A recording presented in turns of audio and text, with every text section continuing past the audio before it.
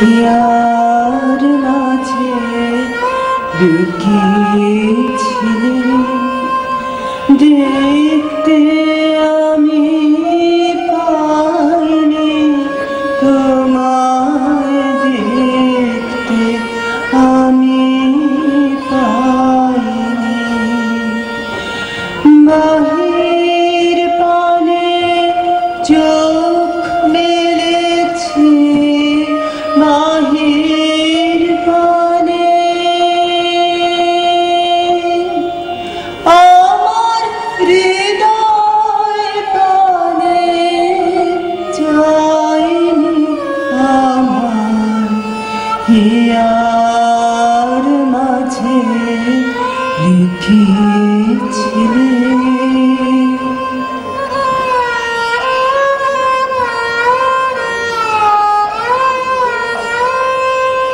আমার সকল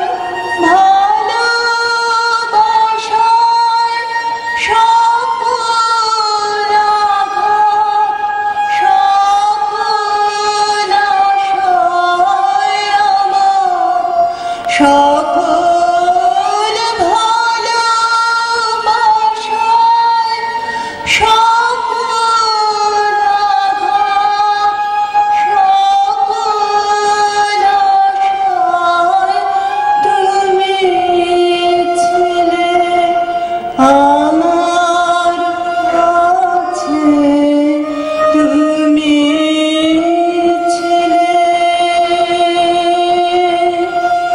আমি তোমার কাছে যাইনি আমার হিয়ার মাঝে লুকিয়েছিলে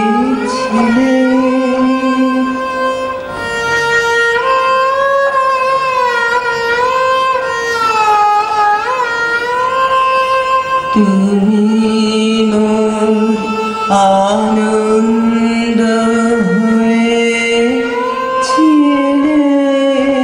আমার হেলায়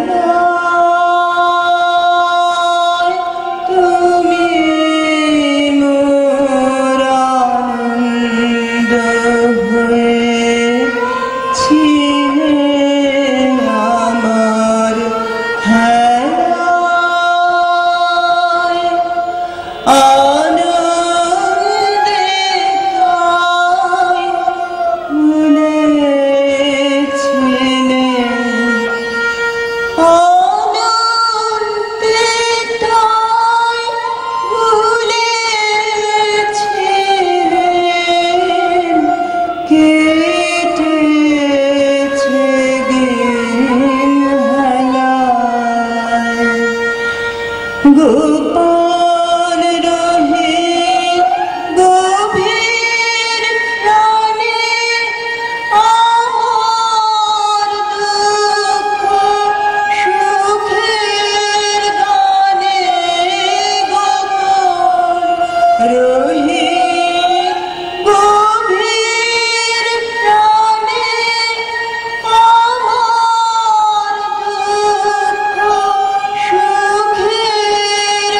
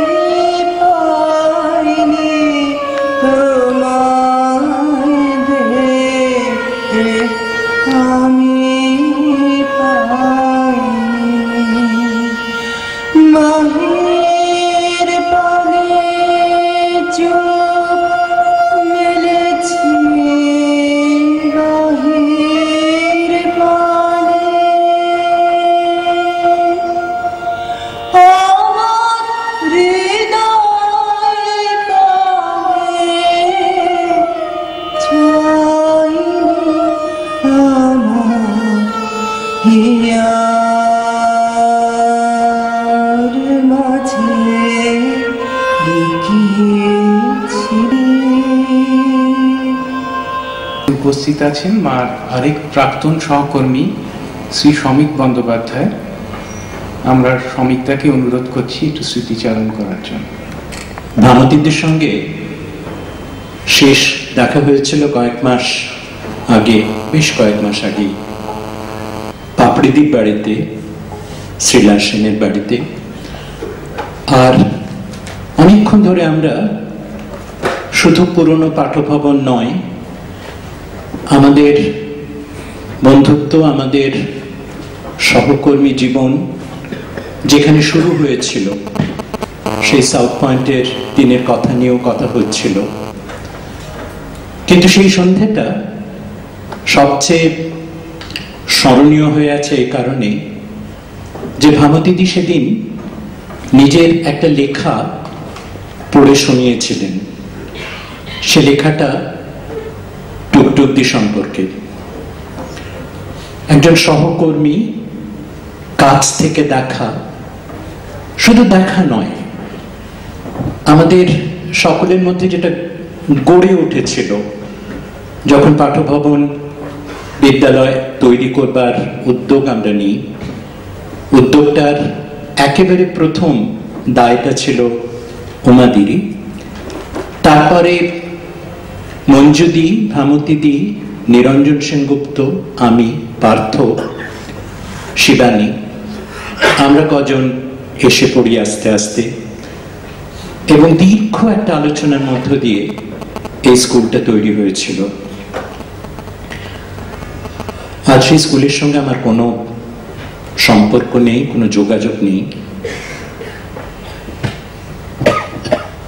কোনো বিশেষ কারণ নেই, কিন্তু কোথাও যে আবেগ, যে অনুভূতি থেকে, যে দায়বোধ থেকে আমরা আমাদের নানা রকম অভিজ্ঞতা, কারোর পড়ানোর অভিজ্ঞতা অনেক বেশি, উমাদির, ভামতীদির, মঞ্জুদির, টুকটুকদির বা আমার অভিজ্ঞতা তার চেয়ে অনেক কম, পার্থর প্রায় ছিলই না, শিবানীর আমাদের একই রকম।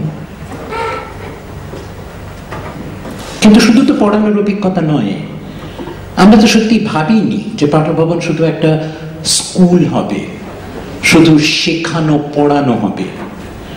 আমরা সত্যি ভেবেছিলাম, এবং যখন রবীন্দ্রনাথের দেওয়া পাঠভবন নামটা আমরা গ্রহণ করেছিলাম, মনে হয়েছিল একটা খুব বড় ভার, স্মৃতির ভার শুধু নয়, অনেক দায়ের ভার আমরা মাথায় তুলে নিচ্ছি। ওটা একটা নাম নয়, ওটা একটা অসম্পূর্ণ স্বাদ রবীন্দ্রনাথের, সেইটাকে আবার আমরা তুলে নিচ্ছি আমাদের মাথার উপর, কাঁধে নয়, ঘাড়ে নয়, মাথার উপর। এবং অনেক কিছু আমরা ভাববার চেষ্টা করেছিলাম।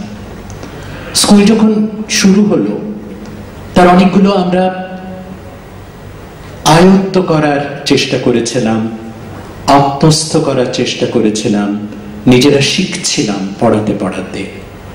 কোনো চেনা জানা ছক আমাদের ছিল না, আমাদের অভিজ্ঞতাগুলোকে বারবার জানিয়ে নিতে হচ্ছিল, ভাঙচুর করে নিতে হচ্ছিল। এবং এত কথাবার্তা আমরা বলেছি তখন, ভামতীদি, মঞ্জুদি, আমি, পার্থ, নিরঞ্জন বাবু, শিবানী, টুকটুকদি, সেইগুলো মনে পড়ে। এবং কোথাও একটা সময় দেখা গেল যখন স্কুল জমজমাট হয়ে গেল, ছাত্রছাত্রী আসছে অনেক, তখন কোথাও ওটা আস্তে আস্তে স্কুলই হয়ে গেল। আর আমরা এক এক করে ঝরে পড়তে লাগলাম, সরে যেতে থাকলাম। এবং কোথাও একটা ব্যর্থতা বোধ যে সত্যি কি কয়েকটা মানুষ মিলে পারি কিছু আমরা পাল্টাতে? পরিবর্তন কথাটা কি অত সহজ, অত ছিল? এই দুঃখটা আমাদের ছিল। আর কোথাও ঘন ঘন নয়, ঘন ঘন কথা বলার বিষয় ওটা নয়, এটা বড় বিষণ্ণ করে। সেজন্য মাঝে মাঝে অনেক দিন পর পর কেউ কেউ, যে কজন আমরা আছি, বসতাম, বসে কথা বলতাম।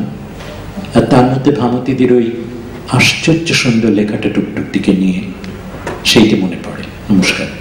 অরুণিমাদি, গৌতমদা এবং অরুণিমাদি দুজনেই মার অত্যন্ত স্নেহের পাত্রপাত্রী ছিলেন।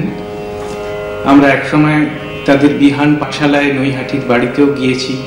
সেই অরুণিমা দিয়ে এখন গান গাইব।